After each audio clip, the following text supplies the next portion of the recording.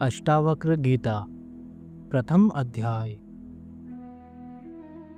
वयोवृद्ध राजा जनक बालक अष्टावक्र से पूछते हैं, हे प्रभु, ज्ञान की प्राप्ति कैसे होती है? मुक्ति कैसे प्राप्त होती है? वैराग्य कैसे प्राप्त किया जाता है?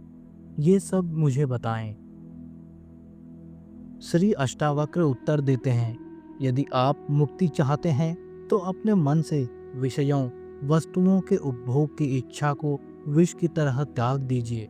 क्षमा, सरलता, दया, संतोष तथा सत्य का अमृत की तरह सेवन कीजिए। आप न पृथ्वी हैं, न जल, न अग्नि, न वायु अथवा आकाश ही हैं। मुक्ति के लिए इन तत्वों के साक्षी चैतन्य रूप आत्मा को जानिए। यदि आप स्वयं को इस शरीर से अलग करके चेतना में विश्वास करें तो तत्काल ही सुख, शांति और बंधन मुक्त अवस्था को प्राप्त होंगे। आप ब्राह्मण आदि सभी जातियों अथवा ब्रह्मचर्य आदि सभी आश्रमों से परे हैं तथा आंखों से दिखाई न पड़ने वाले हैं। आप निर्लिप्त, निराकार और इस विश्व के साक्षी हैं। ऐसा जानकर सुखी हो जाएं। धर्म, अधर्म, सुख, दुख मस्तिष्क से जुड़े हैं, सर्वव्यापक आप से नहीं। न आप करने वाले हैं और न भोगने वाले हैं। आप सदा मुक्त ही हैं। आप समस्त विश्व के एकमात्र दृष्टा हैं, सदा मुक्त ही हैं। आपका बंधन केवल इतना है कि आप दृष्टा किसी और को समझते हैं। अहंकार रूपी महासर्प के प्रभाववश आप मैं करता हूँ ऐसा मान लेते हैं। मैं करता नहीं हूँ इस विश्वास रूपी अमृत को पीकर सुखी हो जाइए। मैं एक विशुद्ध ज्ञान हूँ, इस निश्चय रूपी अग्नि से गहन अज्ञान वन को जला दें। इस प्रकार शोक रहित होकर सुखी हो जाएं। जहाँ ये विश्व रस्सी में सर्प की तरह अवास्तविक लगे, उस आनंद, परम आनंद की अनुभूति करके सुख से रहें। स्वयं को मुक्त मानने वाला मुक्त ही है और बद्ध मानने वाला बंधा हुआ ही है। यह कहावत सत्य ही है कि जैसे बुद्धि होती है वैसी ही गति होती है। आत्मा साक्षी, सर्वव्यापी, पूर्ण, एक, मुक्त चेतन, अक्रिय, असंग, इच्छा रहित एवं शांत है। भ्रमवश ही ये सांसारिक प्रतीत होती है। अपरिवर्तनीय, चेतन व अद्वैत आत्मा का चिंतन करें और मैं के भ्रम रूपी आभास से मुक्त होकर बाह्य विश्व की अपने अंदर की भावना करें। हे पुत्र, बहुत समय से आप मैं शरीर हूँ इस भाव बंधन से बंधे हैं।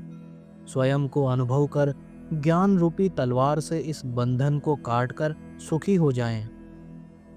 आप असंग, अक्रिय, स्वयं प्रकाशवान तथा सर्वथा दोष मुक्त हैं। आपका ध्यान द्वारा मस्तिष्क को शांत रखने का प्रयत्न ही बंधन है।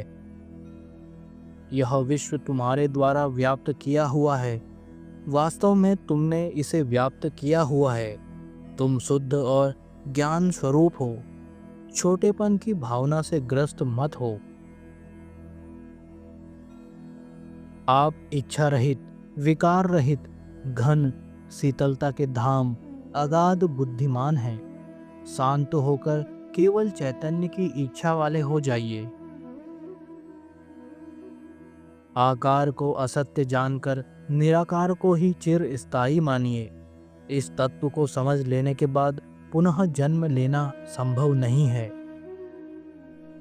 जिस प्रकार दर्पण में प्रतिबिंबित रूप उसके अंदर भी है और बाहर भी, उसी प्रकार परमात्मा इस शरीर के भीतर भी निवास करता है और उसके बाहर भी।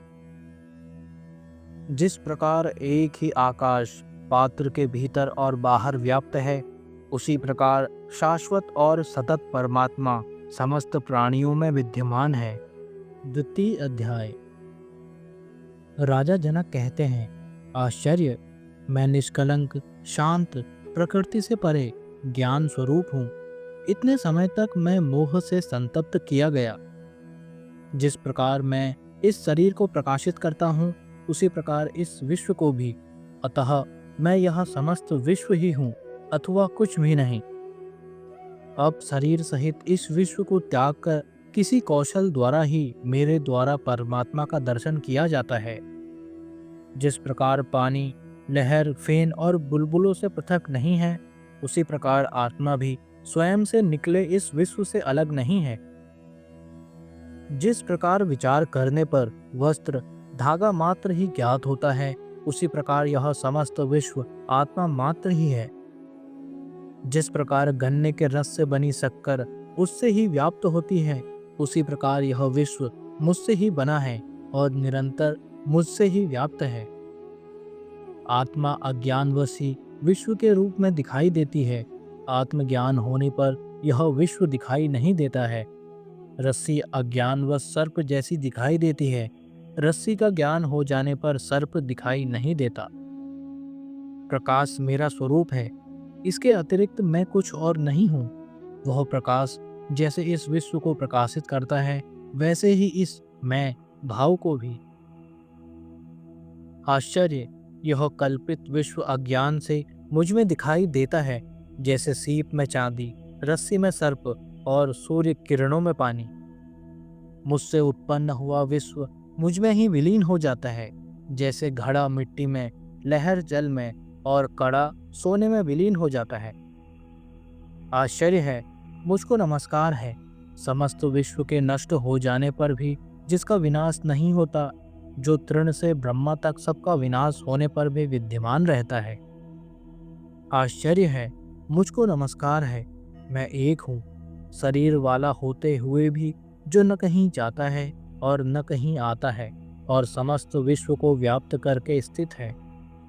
आश्चर्य है, मुझको नमस्कार है, जो कुशल है और जिसके समान कोई और नहीं है, जिसने इस शरीर को बिना स्पर्श करते हुए इस विश्व को अनादिकाल से धारण किया हुआ है। आश्चर्य है, मुझको नमस्कार है, जिसका यह कुछ भी नहीं है, अथवा जो भी वाणी और मन से समझ में आता है, वह सब जिसका है। ज्ञान, ज्ञेय और ज्ञाता, यह तीनों वास्तव में नहीं है। यह जो अज्ञानवश दिखाई देता है, वह निष्कलंक मैं ही हूँ। द्वैत सभी दुखों का मूल कारण है। इसके अतिरिक्त कोई और औषधि नहीं है कि यह सब जो दिखाई दे रहा है, वह सब असत्य है। मैं एक चैतन्य और निर्मल हूँ। मैं केवल ज्ञान स्वरूप हूँ। अज्ञान से ही मेरे द्वारा स्वयं में अन्य गुण कल्पित किए गए हैं। ऐसा विचार करके मैं सनातन और कारण रहित रूप से स्थित हूँ। न मुझे कोई बंधन है और न कोई मुक्ति का भ्रम। मैं शांत और आश्रय रहित हूँ। मुझ में स्थित यह विश्व भी वस्तुतः मुझ में स्थित नहीं है। यह निश्चित है कि इस शरीर सहित यह विश्व अस्तित्वहीन है। केवल शुद्ध चैतन्य आत्मा का ही अस्तित्व है। अब इसमें क्या कल्पना की जाए। शरीर, स्वर्ग, नरक, बंधन, मोक्ष और भय, ये सब कल्पना मात्र ही है। इनसे मुझ चैतन्य स्वरूप का क्या प्रयोजन है। आश्चर्य है कि मैं लोगों के समूह में भी दूसरों को नहीं देखता हूँ। वह भी निर्जन ही प्रतीत होता है। अब मैं किससे मोह करूं। न मैं शरीर हूँ, न यह शरीर ही मेरा है। न मैं जीव हूँ, मैं चैतन्य हूँ। मेरे अंदर जीने की इच्छा ही मेरा बंधन थी। आश्चर्य, मुझ अनंत महासागर में चित्त वायु उठने पर ब्रह्मांड रूपी विचित्र तरंगे उपस्थित हो जाती हैं। मुझ अनंत महासागर में चित्त वायु के शांत होने पर जीव रूपी वणिक का संसार रूपी जहाज जैसे दुर्भाग्य से नष्ट हो जाता है। आश्चर्य, मुझ अनंत महासागर में जीव रूपी लहरें उत्पन्न होती हैं, मिलती हैं, खेलती हैं और स्वभाव से मुझ में प्रवेश कर जाती हैं। तृतीय अध्याय। अष्टावक्र कहते हैं, आत्मा को अविनाशी और एक जानो। उस आत्मज्ञान को प्राप्त कर किसी बुद्धिमान व्यक्ति की रुचि धन अर्जित करने में कैसे हो सकती है। स्वयं के अज्ञान से भ्रमवश विषयों से लगाव हो जाता है। जैसे सीप में चांदी का भ्रम होने पर उसमें लोभ उत्पन्न हो जाता है। सागर से लहरों के समान जिससे यह विश्व उत्पन्न होता है, वह मैं ही हूं जानकर तुम एक दीन जैसे कैसे भाग सकते हो? यह सुनकर भी कि आत्मा शुद्ध, चैतन्य और अत्यंत सुंदर है, तुम कैसे जननेंद्रिय में आसक्त होकर मलिनता को प्राप्त हो सकते हो?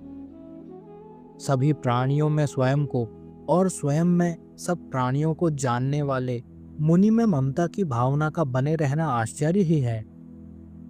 एक ब्रह्म का आश्रय लेने वाले और मोक्ष के अर्थ का ज्ञान रखने वाले का आमोद प्रमोद द्वारा उत्पन्न कामनाओं से विचलित होना आश्चर्य ही है। अंत समय के निकट पहुंच चुके व्यक्ति का उत्पन्न ज्ञान के अमित्र काम की इच्छा रखना, जिसको धारण करने में वह अत्यंत अशक्त है, आश्चर्य ही है। इस लोक और परलोक से विरक्त, नित्य और अनित्य का ज्ञान रखने वाले और मोक्ष की कामना रखने वालों का मोक्ष से डरना आश्चर्य ही है। सदा केवल आत्मा का दर्शन करने वाले बुद्धिमान व्यक्ति भोजन कराने पर या पीड़ित करने पर न प्रसन्न होते हैं और न क्रोध ही करते हैं। अपने कार्यशील शरीर को दूसरों के शरीरों की तरह देखने वाले महापुरुषों को प्रशंसा या निंदा कैसे विचलित कर सकती है? समस्त जिज्ञासाओं से रहित इस विश्व को माया में कल्पित देखने वाले स्थिर प्रज्ञा वाले व्यक्ति को आसन्न मृत्यु भी कैसे भयभीत कर सकती है? निराशा में भी समस्त इच्छाओं से रहित स्वयं के ज्ञान से प्रसन्न महात्मा की तुलना किससे की जा सकती है? स्वभाव से ही विश्व को दृश्यमान जानो, इसका कुछ भी अस्तित्व नहीं है। यह ग्रहण करने योग्य है और यह त्यागने योग्य। देखने वाला स्थिर प्रज्ञा युक्त व्यक्ति क्या देखता है? विषयों की आंतरिक आसक्ति का त्याग करने वाले संदेह से परे बिना किसी इच्छा वाले व्यक्ति को स्वतः आने वाले भोग न दुखी कर सकते हैं और न सुखी।